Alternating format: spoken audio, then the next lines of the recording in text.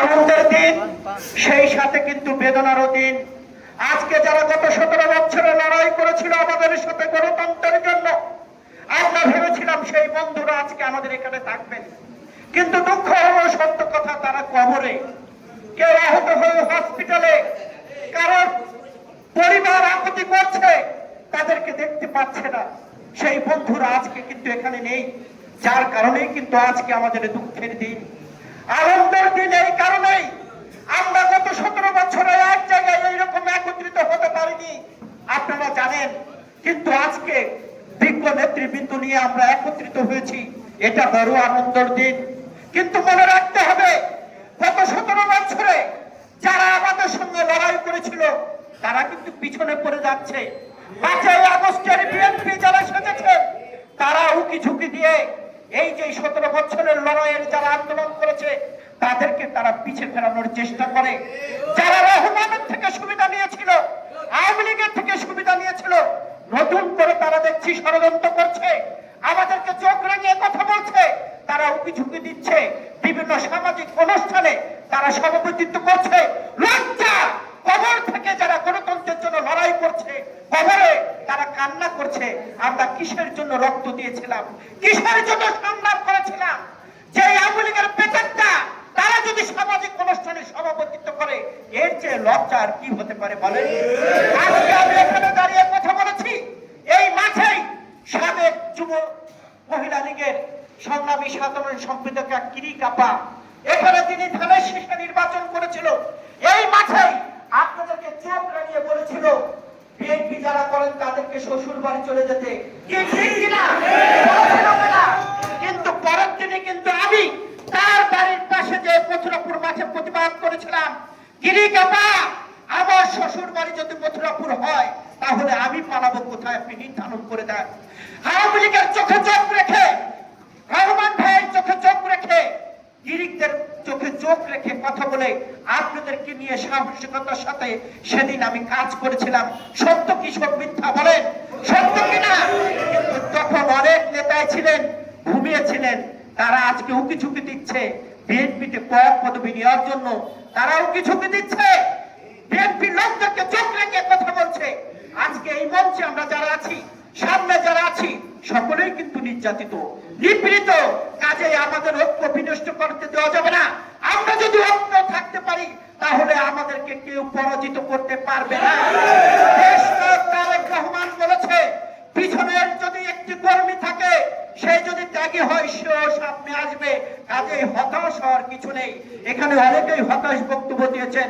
বন্ধুরা, আমি যেখানে দাঁড়িয়ে কথা বলছি এই মাঠ থেকেই কিন্তু সেদিন আমাকে গ্রেফতার করেছিল। আমি সে কারাগারে ছিলাম, ফরিদপুর, রাজবাড়ী, ঢাকা সহ একাধিকবার কারাগারে ছিলাম। আমার কোনো আফসোস ছিল না, কারণ আমি গণতন্ত্রের জন্য লড়াই করেছি, আপনাদের জন্য লড়াই করেছি। কিন্তু বুক ভরে ভালোবাসা নিয়ে আপনাদের সামনে কথা বলতে পারিনি, আজকে কথা বলতে পারছি। আপনারা যদি আমাকে সুযোগ দেন তাহলে আপনাদের বাড়ির ঝাড়ুদার হিসাবে আমি কাজ করতে চাই, আমি আপনাদের সেবক হিসাবে কাজ করতে চাই। কাজ করতে এমপি লাগে না, কাজ করতে মন্ত্রী লাগে না। আমি যে কোনো জায়গায় যাব, আমাকে আমি মনে করি খালি হাতে ফিরিয়ে দেবেন না, কারণ আমি ত্যাগের রাজনীতি করি, ভোগের রাজনীতি করি না। আমার আইডল দেশনেত্রী বেগম খালেদা জিয়া কিভাবে ত্যাগ করতে হয় তিনি শিখিয়ে দিয়েছেন। আমার আইডল হাবিবুর রহমান হাবিব ভাই কিভাবে ত্যাগ করতে হয় শিখিয়ে দিয়েছেন। আমার আইডল হেলেন জারিন খান কিভাবে ত্যাগ করতে হয় শিখিয়ে দিয়েছেন। 5ই আগস্টের পরে অনেকের নামে অনেক কথা শুনেছেন, কোনদিন কি এই সকল নেতাদের নামে কোন ধরনের খারাপ কথা শুনেছেন? শোনেন না। আমি আপনাদের কৃতি সন্তান, বুকে হাত দিয়ে বলেন আমার নামে এই ধরনের কোন কথা শুনেছেন? আজকে যারা দুর্নীতিবাজ লুটেরা তারাই কিন্তু চোখ রাঙিয়ে কথা বলার চেষ্টা করছে এবং মুখি ঝুঁকি দেওয়ার চেষ্টা করছে। বন্ধুরা, গত 17 বছরে দুঃখ হলো সত্য কথা, পরিবারের সাথে ঈদ কাটাতে পারিনি। চোরের মতো এসেছি, চোরের মতো গিয়েছি, রাতে ঘরে ঘুমাতে পারিনি। পরিবারের সকলে এসে বলছে তুমি এখান থেকে পালিয়ে যাও, চলে না যাও তাহলে তোমার জন্য এই পরিবারের সকলে বিপদে পড়বে। এমন দিনও কাটিয়েছি। এইখানে যারা আওয়ামী লীগ করেন তারা বিভিন্ন ভাবে আমাদেরকে নির্যাতিত, নিষ্পেষিত করার চেষ্টা করেছিল। তবুও কিন্তু এই এলাকার মানুষ ধানের শীষ বেগম খালেদা জিয়া বিএনপি ছেড়ে অন্য কোথাও যায়নি। আমরা যদি সেদিন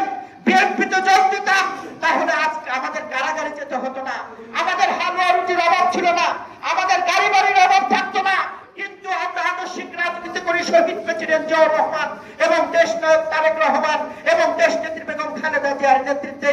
কাজেই আমাদের আদর্শকে কেউ নষ্ট করতে পারবে না, আমাদেরকে কেউ লোভ লালসা দিয়ে আমাদেরকে অন্যদিকে ছেড়ে দিতে পারবে না। বন্ধুরা, আমি যদি বলতে চাচ্ছি, আপনারা যদি আমাকে সুযোগ দেন তাহলে আমি আপনাদেরকে সেবক হিসেবে কাজ করতে চাই, আপনাদের বাড়ি ঝাড়ুদার হিসেবে কাজ করতে চাই। আমি যেখানেই যাব এই এলাকার উন্নয়নের জন্য কাজ করার চেষ্টা করব, আপনাদের সুখে দুঃখে থাকার জন্য চেষ্টা করব। আমাদের এই আশাপুরে আজকে অনেক মুরব্বী আছেন, তাদের কাছে আমি প্রশ্ন রাখতে চাই। আমার পুত্র হওয়ার পরে কোনোদিন আমি দেখিনি এত বড় জাতীয় নেতৃবৃন্দ সেখানে বক্তব্য রেখেছে কি রেখেছে বলতে পারবে? কিন্তু আমি রিপন ভালোবাসা দিয়ে আমার প্রিয় বড় ভাই হাবিবুর রহমান হাবিব ভাই, হেলেন জেরিন খানকে নিয়ে আসছি। ভবিষ্যতে আরো অগণিত জাতীয় নেতৃবৃন্দ এখানে আসবে আপনাদেরকে সেবা দেওয়ার জন্য। কাজের হতাশ হওয়ার কিছু নেই, কে কি বললো তাতে আমাদের যায় আসে না।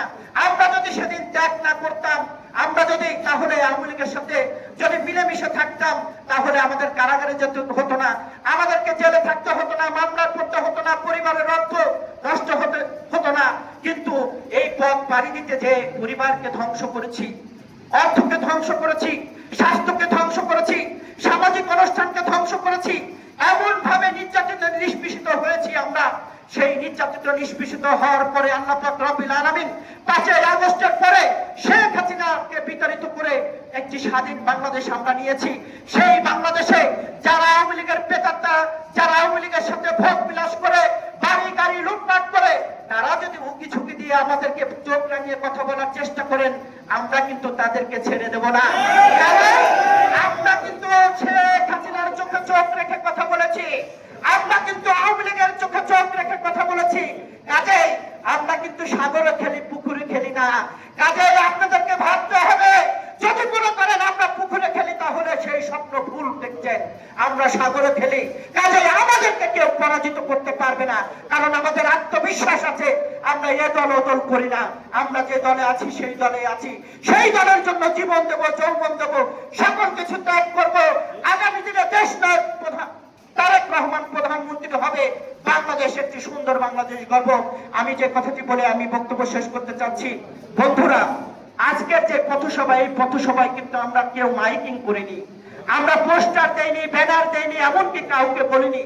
আজকে আমি বুকে হাত দিয়ে বলছি, হেলেন আপা, হাবিব ভাই, গতকাল বিকালে আমি কয়েকজনকে টেলিফোন করেছি। এই যে আপনাদের ভালোবাসা, এই ভালোবাসার জন্য আমি চিরঋণী। আমরা ভবিষ্যতে বড় করে জনসভা করব, যেই জনসভাতে জাতীয় নেতৃবৃন্দ ভোট দেবে। আমার একটাই চাওয়া পাওয়া, সেটা হলো আমার এলাকার মানুষের উন্নয়ন। আমার একটাই চাওয়া পাওয়া, সেটা হলো আমার এলাকায় শিক্ষা প্রতিষ্ঠান, ধর্মীয় প্রতিষ্ঠান, যত প্রতিষ্ঠান আছে সেই প্রতিষ্ঠানের উন্নয়ন করা। আমার ভোগ বিলাসের উন্নয়ন চাওয়া পাওয়া নয়। কাজেই আপনারা সকলেই আত্মবিশ্বাস নিয়ে আমার উপরে থাকবেন। কারো কোনো সমস্যা হলে আমাকে বলবেন, আমি আমার নিজ ক্ষমতা বলে যতটুকু আছে ততটুকু আপনাদেরকে বিলীন করে দিতে চাই। আমার আর কিছু চাওয়া পাওয়ার নেই। আমার চাওয়া পাওয়া আপনারা, আমি আপনাদের সাথে থাকতে চাই। আপনারা আমাদের সাথে আছেন? আমার সাথে আছেন? যদি থাকেন তাহলে আমি আপনাদের সঙ্গে কাজ করতে চাই। আমি আপনাদের বাড়ির ঝাড়ুদার হিসেবে কাজ করতে চাই। আমি আপনাদের সঙ্গে